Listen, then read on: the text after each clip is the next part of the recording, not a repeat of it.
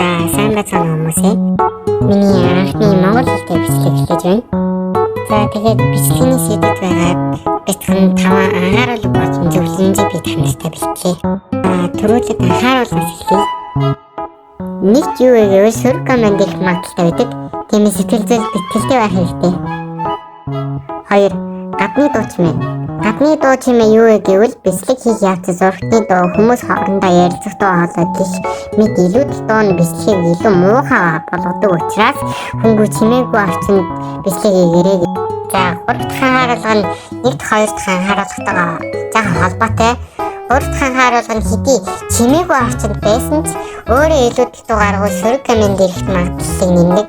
Энэ юу вэ гэсэн үг вэ гэвэл бэлтлэг дээр нь усаа татах, ханиалгах, хажуудах хүнтэйгээ юм ярих гэх мэт. 4. Хараалыг багасгах. Хараалыг багасгахгүй саний бэлтгэлийг үзэн хүмүүс subscribe дарах магадлалыг унгаж хамт давхад илүү хэцүү болгодог. 5. Шууд алдартай болохгүй. Видео хийжиглэхээ subscribe бутан өчтөг учраас эхний 1-3 сарын үзэлт багтай байдаг. Ямар Рональдо байгаа шүү дээ. За одоо зөвлөмж эхлэе. 1. Бичлэг хийж байхдаа хүмүүсийг өөртөө хурдан татахын тулд сонирхолтой бичлэг хийх юм. Харин сонирхолтой бичлэг хийхдээ хит авирлаж хасгарч чанга хоолоогоор дуурч инех эсвэл тэнэг зүйл ярихдаа чухал биш юм. Зарим хүмүүс ингэж ойлгож магадгүй учраас хэллээ. 2. YouTube-ийн талаар мэдлэгтэй байх.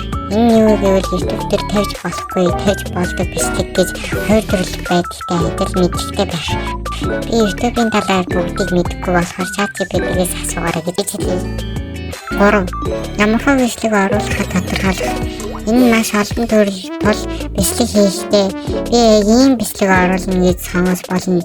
Энд юу байгаа вэ гэвэл зөвхөн тоглоомын төрөл, аялал зугаалга, улс орноор аялах, туршилт хийх гэх мэт энэс илүү олон бичлэг хийх сонголтууд бий. Харин би ихэвчлэн тоглоомын төрлөөр бичлэг хийнэ гэж бодож байгаа. 4. Англи хэлтэй байх. Англи хэлтэй байх нь хүмүүстэй харилцах, видео тоглоомд гарч ирж буй зүйлсийг унших, мэдээлэл сонсох, ойлгох гэх мэт зүйлс болдог учраас англи хэлийг багасаа сурахад илүү тохино. Гэхдээ монгол хэл соёлоо алдахгүйгээр шүү. 5. Бичлэг оруулах өдрөө тодорхойлох. Энэ юу гэвэл жишээ авч үзье. 1-7 хоногт 3-4 удаа бичлэг, лайв, шорт хийх гэх мэт. Харин чи ямар өдрөөр бичлэг хийх гэж байна да? За миний хийсэн бичлэг танарт маш их таалагдсан гэж найдаж байна. За тэгээд лайк болон subscribe дараад намайг дэмжээрэй. Баярлалаа.